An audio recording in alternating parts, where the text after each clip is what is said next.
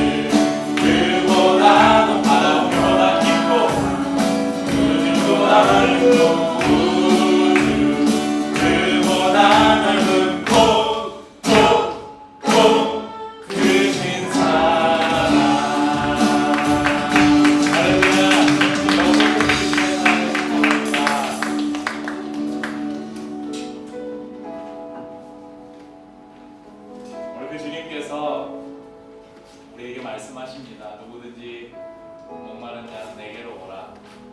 돈 없이 값 없이 나아오라. 내가 너에게 주는 물은 세상에 주는 것과 다르다. 세상에 주는 물은 마시고 나면 조금 있다가 또 목마르지만 내가 너에게 주는 물은 영원히 목마르지 않는 생수를 너에게 주겠다고 말씀하십니다. 이 부르시는 주님의 음성에 순종해서 우리 주님 앞에 나아가십시다. 내가 급한 어느 것으로 채울 수 없네. 내가 급한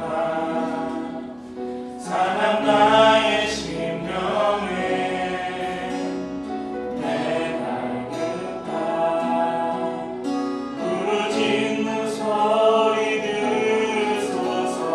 내가 급한 주의 음성 들리네.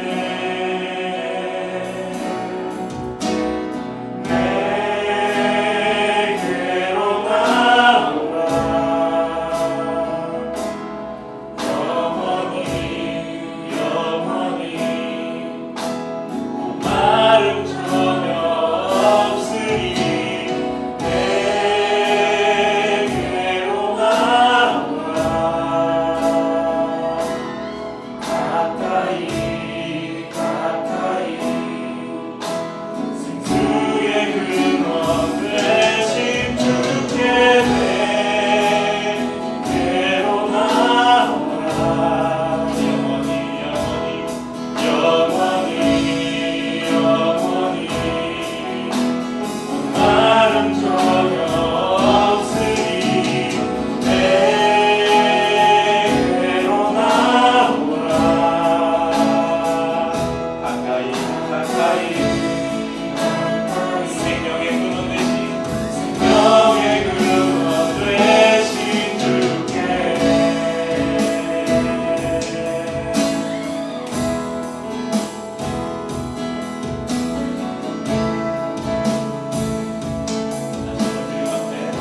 내 갈급한 마음으로서도 채울 수 없네.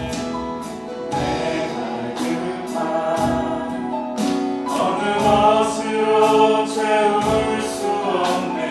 내 갈급한 상한 나의 심령에 내 갈급한 부르짖는 소리 들으소서. 내 갈급한 주의 음성 들으시며 주님께서 우리를 초대하십니다. 내게로 나오라. 내게로 나오라. 영원히 목마르지 않는 생수를 너에게 주겠다. 영원히 목마름 전혀 없으리. 내게로 나오라. 가까이 더 가까이 생수의 근원 되신 주께 내게로 나오라. 영원히 목마름 전혀 없으리. 내게로 나오라. 가까이 가까이 생명의 근원 되신 주께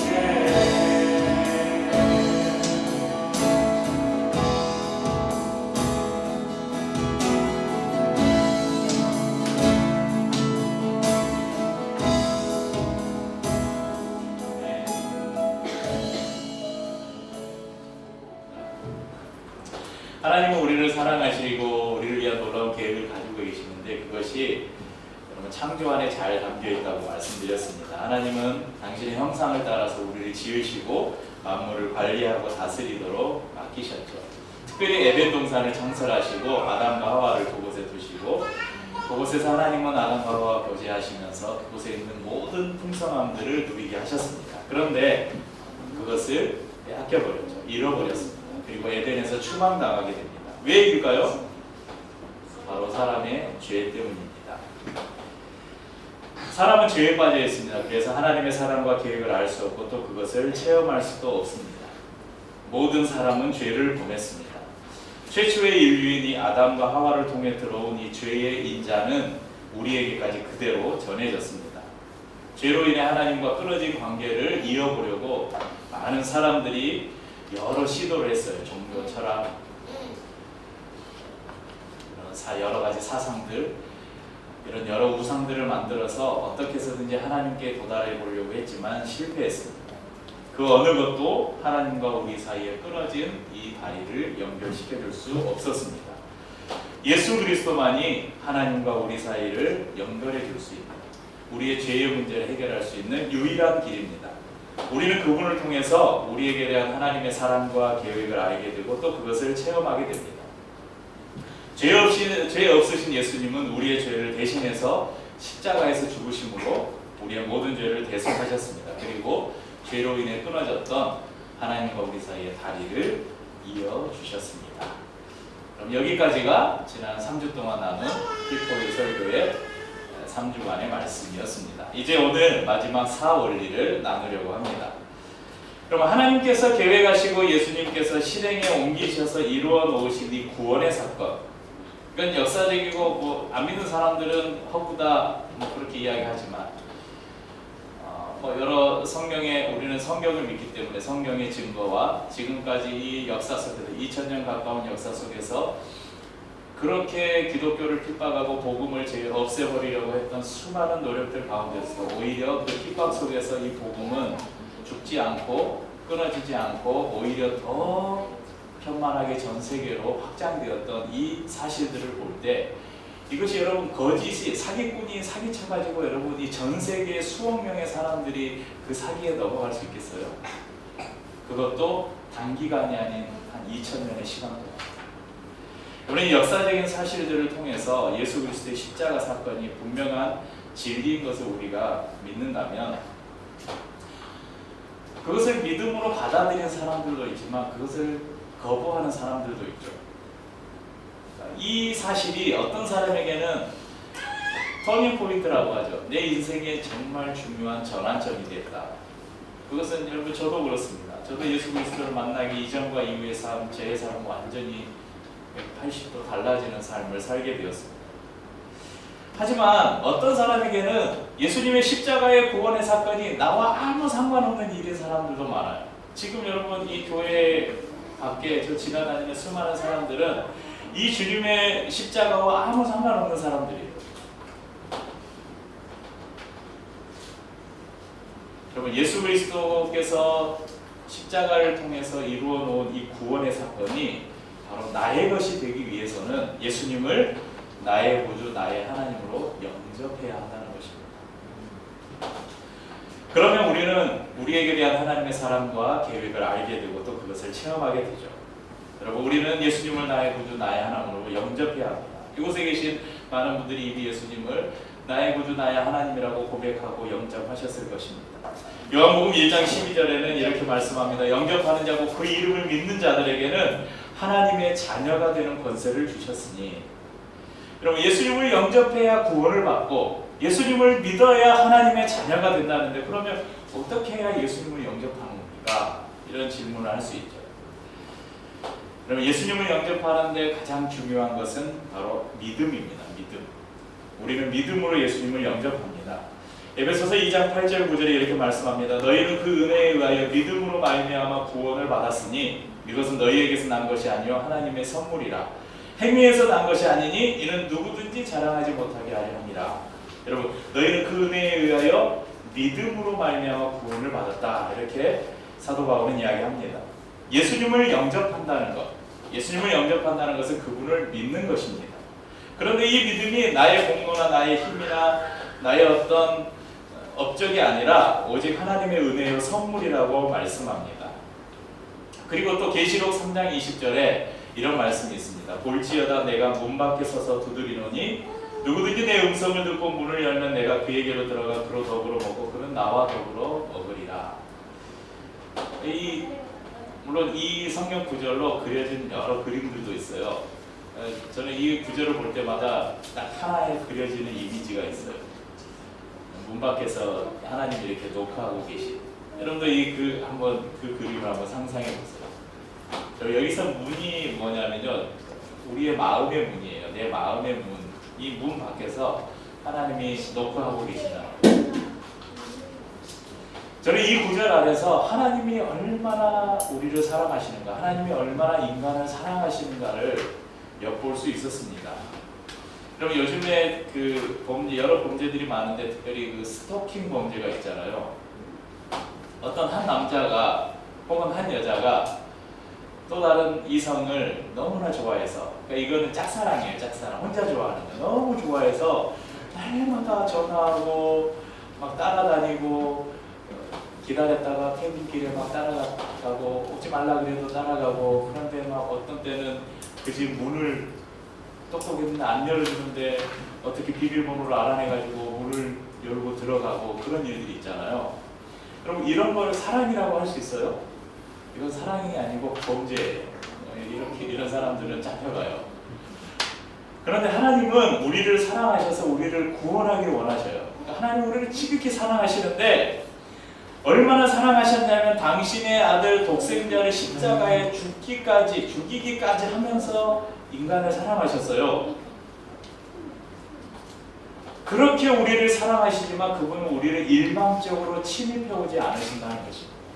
왜냐하면 그분이 인격적인 분이시기 때문에, 우리를 사랑하시기 때문에 그래요. 힘이 없어서 방법을 몰라서가 아니에요. 사랑하시기 때문에 그런 거예요. 여러분, 우리가 누군가를 사랑한다면 일방적으로 그 사람이 싫어하는데도 일방적으로 다가갈 수 없잖아요. 어떻게 해야 돼요? 그 사람이 마음의 문을 열고 내 마음을 받아줄 때까지 기다리고, 그 사람이 힘들어하지 않는 여러 다른 방법들로 표현해야 되잖아요. 여러분, 문 밖에 서서 기다리시는 하나님 한번 그려보십시오. 온 우주의 창조자가 자기가 만든 피조물인 한 사람의 마음을 얻기 위해서 문 밖에 서서 기다리고 있어요. 뚝뚝 두드리면서 문 좀 열어달라, 이렇게 기다리고 계시는 것입니다. 여러분, 그 문을 열 수 있는 힘도 있고 그렇게 할 수도 있지만 그렇게 하지 않으신다는 것입니다.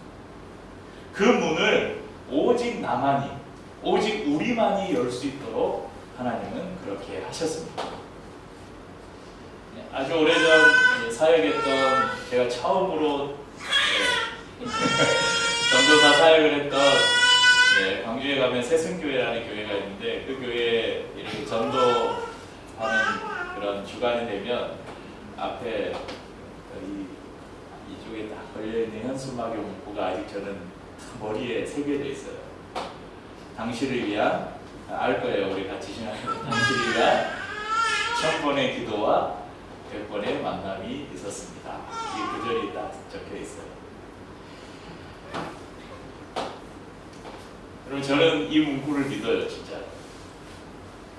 여러분, 교회가 뭔지도 모르고 예수님의 예자도 모르던 저 여수 시골 촌뜨기인 제가, 2시간마다 버스 한 대 다니는 그 시골에 살았던 제가 참 예수를 믿고 이 자리에 서가지고 지금 예수님을 여러분에게 전하고 있는 이 사실이 여러분 놀랍지 않습니까?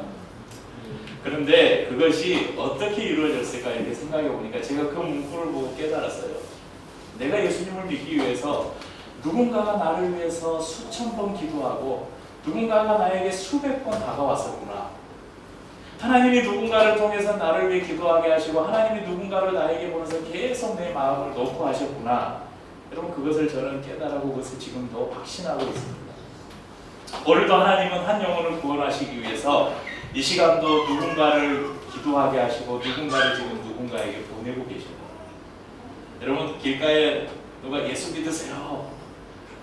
제가 지하철 다니면서 예수 천국 부르신지요 그런 거 별로 안 좋아하지만 하나님이 그런 것도 사용하실 수 있어요. 누군가가 건네준 전도지 한 장, 누군가가 문 앞에 붙여놓고 간 교회의 그 전도지, 이런 거 모든 거 하나가, 아니면 내 주위에 있는 한 그리스도인이 나에게 베풀었던 어떤 선의 따뜻한 말 한마디, 이 모든 것들이 여러분 하나님이 우리의 마음을 두드리는 방법일 수 있다는 것입니다. 그렇다면 나의 마음의 문을 어떻게 열 수 있는가? 그것은 바로 나의 의지를 들여서 기도하는 것입니다. 그럼 제가 하나님께서 왜 선악과를 두셨는지, 그리고 그것을 왜 막지 않으셨는지, 그 이유가 뭐라 그랬어요? 내자로 하면 인간에게 뭘 주셨다고요? 로봇가 아니라 자유의지. 이건 여러분 하나님과 우리 사이를 이해할 때 굉장히 중요한 단어예요. 자유의지라는 것은. 하나님은 우리를 마음대로 조종할 수 없는 존재로 만드셨는데 왜냐하면 자유의지를 주셨기 때문에. 그러면 우리를 마음대로 조종할 수 없으신 하나님을 우리가 만나려면 어떻게 해야 되겠어요? 나의 의지, 나만이 가지고 있는 나의 의지를 들여서 그분을 내 마음에 모셔드린다는 고백을 하는 것입니다. 그럼 이런 기도가 있습니다. 주 예수님, 나는 주님을 믿고 싶습니다. 십자가에서 죽으심으로 내 죄값을 담당하시니 감사합니다. 지금 나는 내 마음의 문을 열고 예수님을 나의 구주, 나의 하나님으로 영접합니다. 나의 죄를 용서하시고 내 영생을 주심을 감사합니다. 나를 다스려 주시고 나를 주님이 원하시는 사람으로 만들어 주옵소서. 예수님의 이름으로 기도합니다. 제가 수십 년 전에 한 20여 년 전에 외웠던 기도문이 아직도 머릿속에 생생하게 남아있는데, 여러분 혹시 이 가운데 아직 나는 예수님을 만나지 못했다, 나는 인격적으로 예수님을 만나지 못했다고 생각하시는 분이 계십니까? 그리고 그런 분들 가운데 나는 정말 예수님을 만나고 싶은 분이 있습니까? 예수님을 통해서 내가 새로운 삶을 얻기를 원하시는 분이 있으십니까? 그렇다면 여러분의 의지로 이 기도를 드리시기를 바랍니다. 그러면 예수님이 여러분을 만나 주실 것입니다. 그래서 이미 예수님을 영접하신, 이미 예수님을 만난 대부분의 분들이겠지만 꼭 이 가운데, 이 자리 가운데 아직 예수님을 모르는 분이 계실지 모르기 때문에 우리가 좀 이 기도를 함께 드렸으면 좋겠습니다. 근데 이 기도를 드릴 때 입술로 그냥 제가 하는 기도를 따라하는 것이 아니라 방금 말씀드린 내 의지를 들여서 내가 정말 주님을 만나고 싶습니다. 저는 죄인입니다. 근데 주님이 나를 위해서 십자가를 지시고 나의 죄를 해결해 주시니 감사합니다. 지금 내 마음의 문을 내가 내 의지로 영원히 주님 내 안에 들어오시옵소서. 이렇게 이 기도를 함께 드렸으면 좋겠습니다. 한번 제가 드리는 기도를 한번 따라해 보실까요? 주 예수님, 나는 주님을 믿고 싶습니다. 십자가에서 죽으심으로 내 죄값을 담당하시니 감사합니다. 지금 나는 내 마음의 문을 열고 예수님을 나의 구주, 나의 하나님으로 영접합니다. 나의 죄를 용서하시고 영생을 주심을 감사합니다. 나를 다스려 주시고 나를 주님이 원하시는 사람으로 만들어 주옵소서. 예수님의 이름으로 기도합니다. 아멘.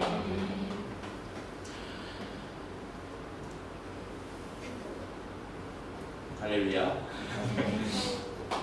저희는 예전에 이렇게 사역기로 복음을 전할 때면 이 기도를 한번 이렇게 드리고 누군가 따라하면 얼마나 기뻤는지 몰라요. 정말 그때는 그렇게 믿었어요. 이 기도를 따라하기만 하면 진짜 그 자리에서 놀라운 구원이 일어나는 줄 그렇게 믿었는데 지금도 역시 믿고 있습니다. 여러분, 오늘 이 기도를 정말 나의 의지를 뒤어서 믿음으로 따라하신 분 안에는 이미 예수님이 그 가운데 거하심을 믿으시길 바랍니다. 왜냐면요, 이것이 뭐가 증거하는, 성경이 우리에게 증언해줘요. 고린도전서 12장 3절에 이렇게 말씀합니다. 그러므로 내가 너희에게 알리노니 하나님의 영으로 말하는 자는 누구든지 예수를 저주할 자라 하지 아니하고 또 성령으로 아니하고는 누구든지 예수를 주시라 할 수 없느니라. 그러니까 우리 안에서 정말 내 진실된 나의 인격이, 나의 의지가 예수님이 나의 구주십니다 이렇게 고백한 사람은 그 고백을 자기 힘으로 할 수 없다는 거예요. 그 고백은 이미 내 안에 성령이 와 계셔서 성령이 나로 하여금 그 고백을 할 수 있게 한다는 것입니다.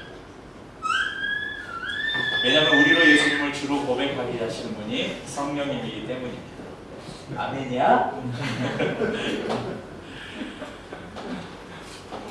여러분이 교회를 다닌 지 얼마 안 되신 분들뿐만 아니라 교회를 오래 다니신 분들도 어려워하는 그 말이 있는데 삼위일체라는 말이에요. 우리 교회를 나온 지 제일 우리 교회 늦게 나오신 우리 채민이 아마 보면 어떤 때는 하나님 아버지 그랬다가 어떤 때는 또 예수님 그랬다가 어떤 때는 또 성령님이 어쩌고저쩌고 헷갈리시죠? 도대체 하나님이 누가 하나님이야? 이렇게 궁금해하시는 분들이 또 여러분 세상에 이 지구상에 가장 저명한 신학자를 데려다가 삼위일체에 대해서 가르쳐 주십시오 해도 삼위일체를 분명하게 아 그렇구나 설명할 수 있는 분이 신학자나 목회자가 한 사람도 없어요. 그래서 이 삼위일체를 기독교의 신비라고 이야기합니다.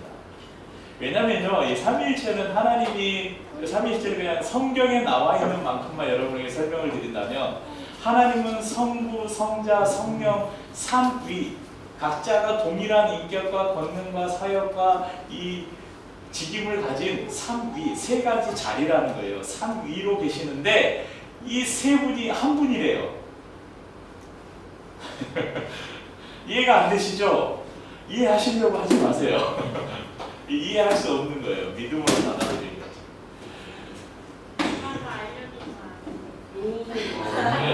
그래서 예전에 이 삼위일체를 이렇게 설명하려는 방법 중에 이런 방법이 있었어요. 제가 전에도 말씀드린 것 같은데 제가 지금은 뭐예요? 여기 있으면 목사잖아요. 제가 내일부터 여기 앉아 저기 서 있으면 뭐예요? 사장이잖아요. 제가 집에 가면 뭐예요? 아빠잖아요. 그러니까 다 각자의 제 직임이 있잖아요. 위치가 있잖아요. 그런데 저는 한 사람이잖아요. 이렇게 했다가 이단에 빠진 사람이 있었어요. 이건 설명할 수 없는 거예요. 왜냐하면 하나님은 저는 제가 여기 있을 때는 카페나 집에는 없어요. 그렇죠? 근데 하나님은 삼위로 계시는데 어디에나 계시고 동일하게 계셔요. 그래서 이걸로는 삼위일체를 설명할 수 없습니다. 삼위일체는 우리의 인간의 지혜로는 설명할 수가 없어요.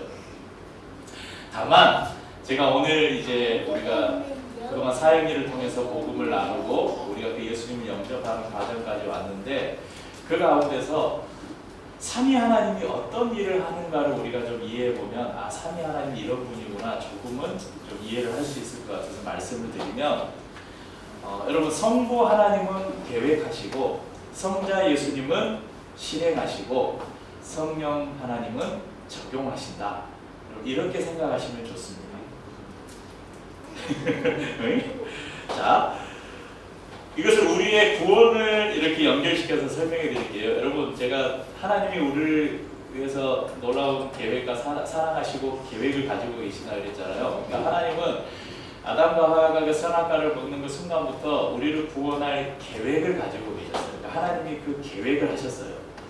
근데 그 계획을 실행하시는 분이 누구세요? 성자 예수님이라는 거예요. 성부 하나님은 계획하시고 성자 예수님은 그것을 실행하셨죠. 십자가 인간의 몸을 입고 이 땅에 오셔서 십자가에서 죽으시고 부활하심으로 하나님이 계획해 오신 구원의 계획을 실행하셨어요. 오늘 제가 말씀드리려고 하는 이 성령님에 대해서 말씀드리려고 하는데 아까 말씀드렸죠. 이 구원의 계획이 우리에게는 정말 일생일대 중요한 사건이지만 저 밖에 지나다니는 사람들에게는 아무 상관없는 일이라고. 그런데 그것이 나와 상관있게 하시는 분이 누구냐면 성령님이에요.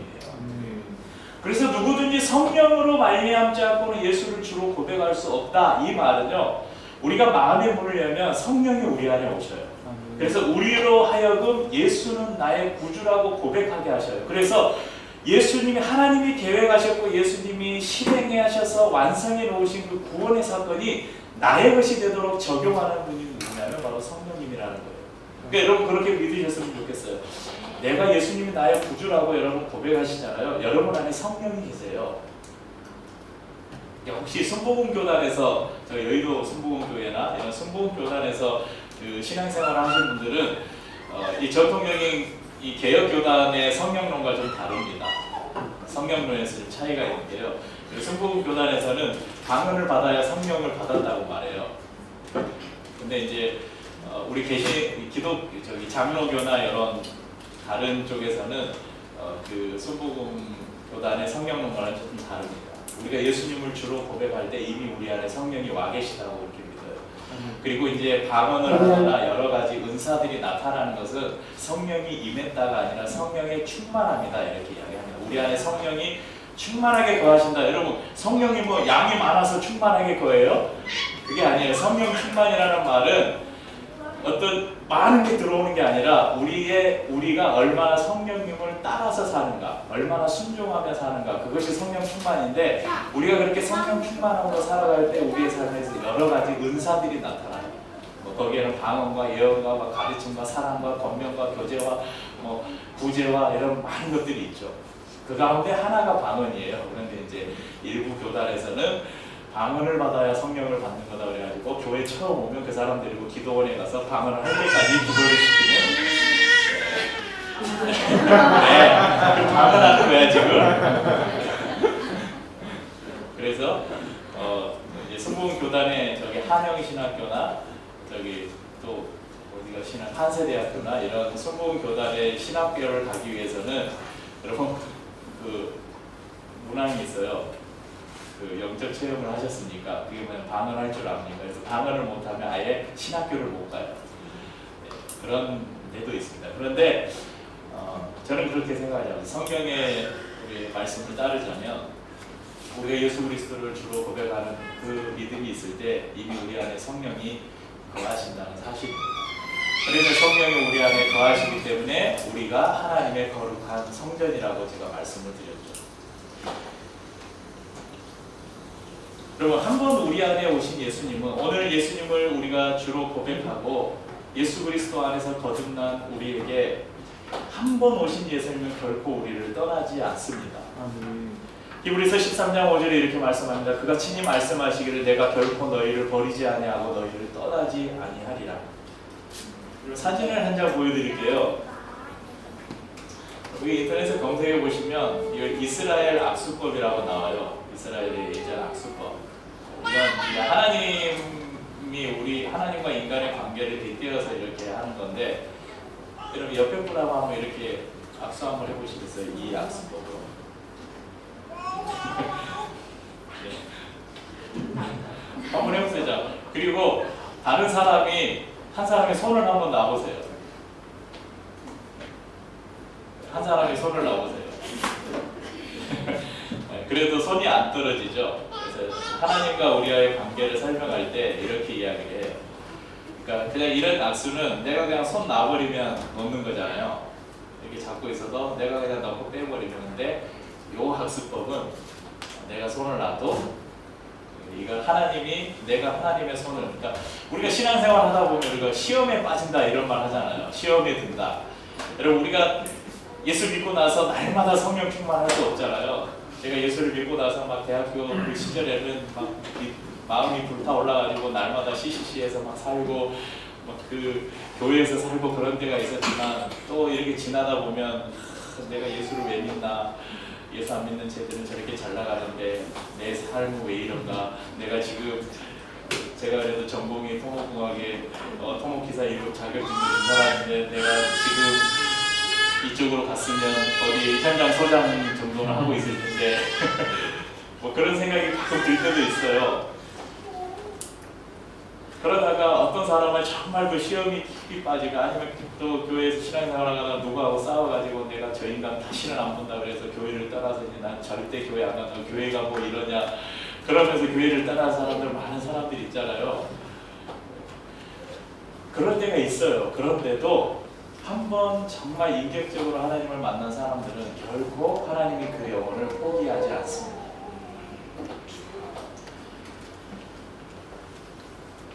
여러분, 어떤 사람은 예수님 만날 때 극적으로 만나기도 하잖아요. 죽을 병에 걸렸는데 기도하고 나와서 하나님 살아계시구나 만난 사람들도 있고요.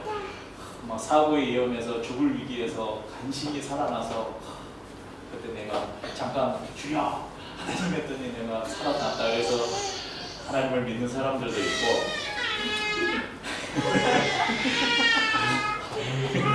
네, 원래 애들이 기분이 좋아요. 근데 여러분, 오늘날도 선교의 현장에서는 정말 수많은 기적 같은 일들이 일어나고 있어요. 그래서 한 마을이 온통 예수님을 믿고 변화되는 마을들도 있고, 어떤 사람들이 진짜 죽을 병에서 고침을 받고 예수님을 믿는 일들이 지금 지구촌의 곳곳에서 일어나고 있습니다. 지난주에 엊그제 저희가 이제 후원하고 정기 독자로 후원하고 있는 생물교 플러스의 새로운 책이 왔어요. 제가 책꽂이에다 꼽아놨다가 여기다 갖다 놨는데, 책 제목이 오늘날에도 기적이 일어날 수 있는가? 상하권이에요. 벽돌책인데 제가 서론만 읽다가 포기했어요. 이렇게 이 저명한 신약학자 이 크레이크 키너, 저는 잘 모르지만 유명하신 분이래요. 이분이 사도행전 주석을 쓰다가 사도행전에 보면 많은 기적들이 나오잖아요.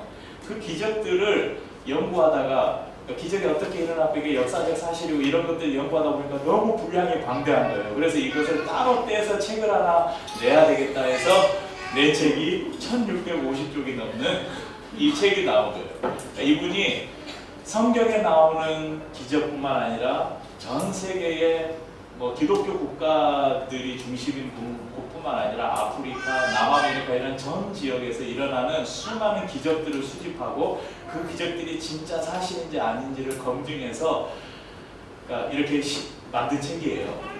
그래서 책 제목이 원래 원문의 책 제목은 미라클, 그냥 기적인데 우리말로 오늘날에도 기적이 일어날 수 있는가?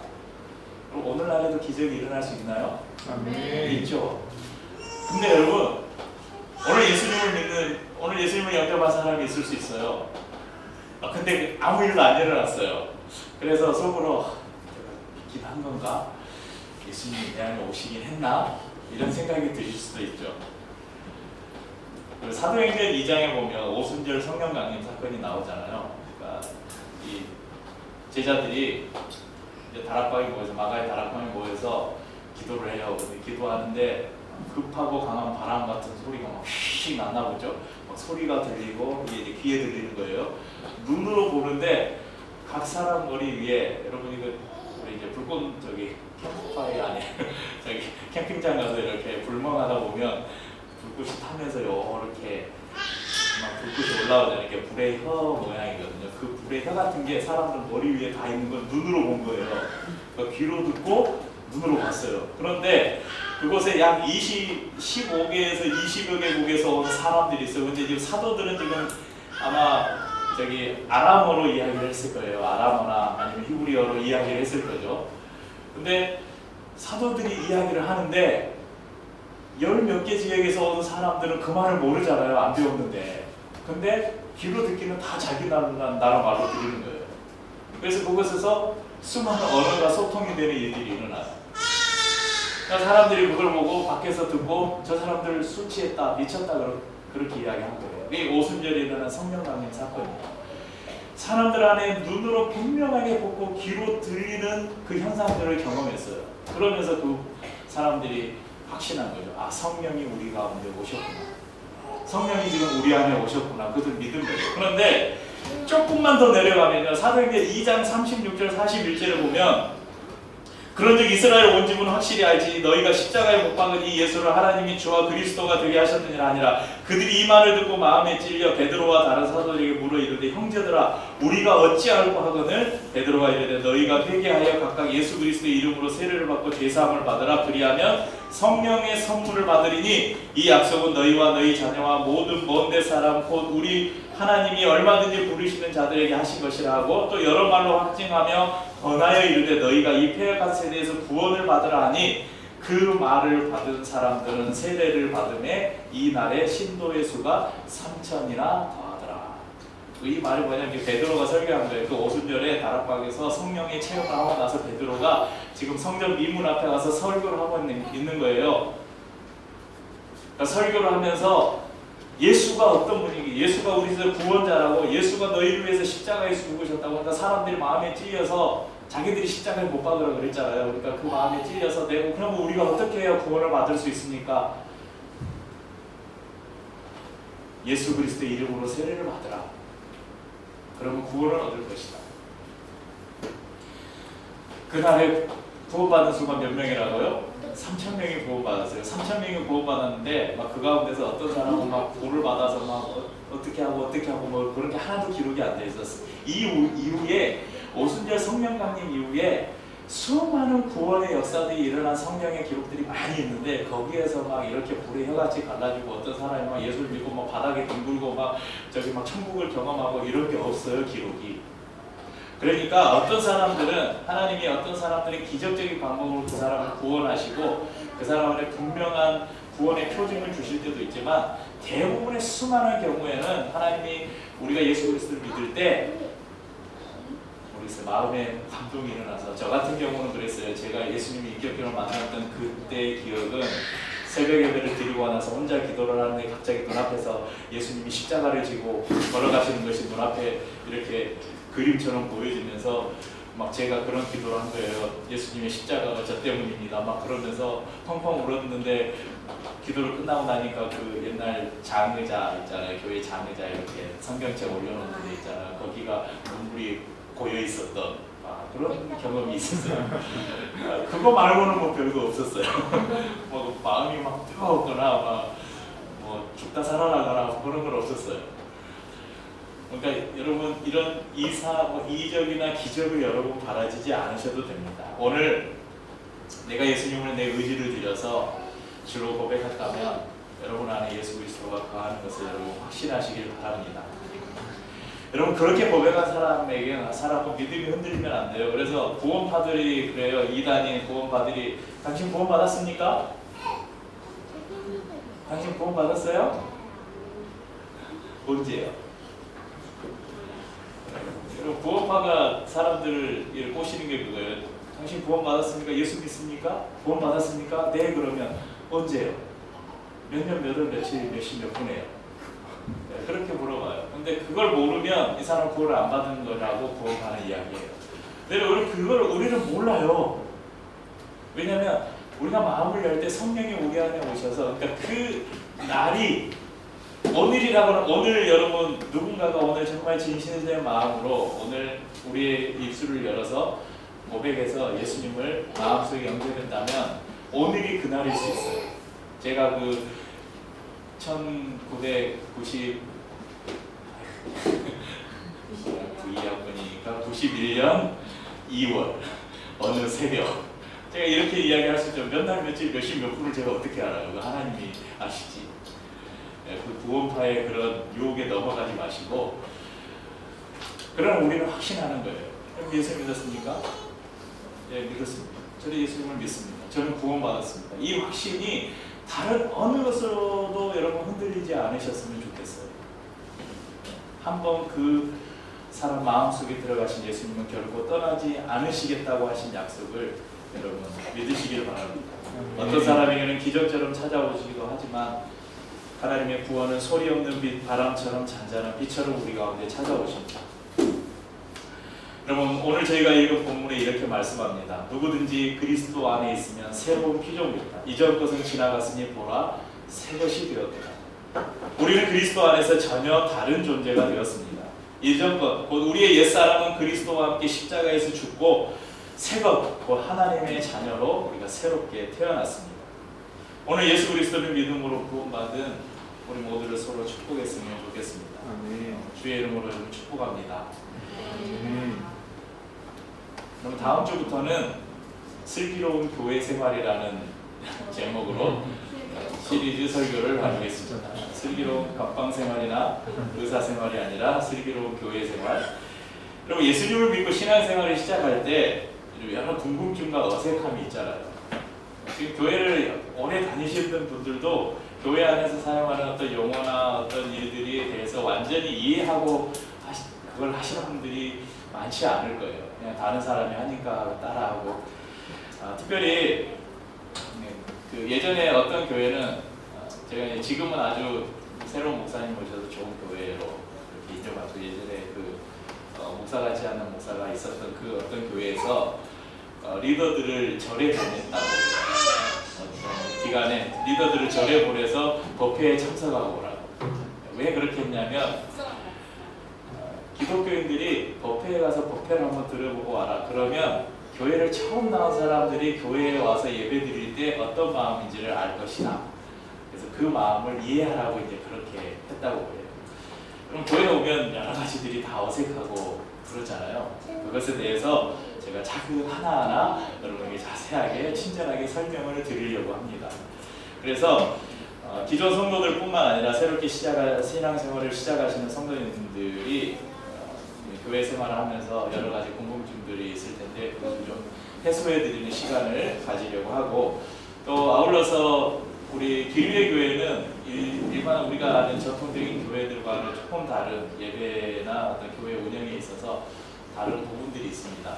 제가 그것을 예전에는 오해하셨군요 시리즈로 저희가 이렇게 한 번씩 이렇게 설교를 하는데, 그건 조금 그 신학적인 부분과 이렇게 성경적으로 이렇게 접근했다면 이번에 나누는 설교는 조금 편안하게 실제적인 부분들을 여러분들과 함께 나누려고 합니다.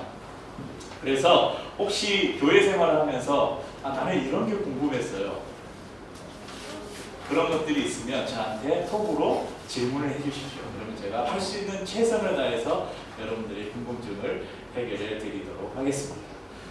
시간이 이렇게 많이 갔는데 지금 봤습니다. 우리 찬양하고 성찬을 나누겠습니다. 소망 대신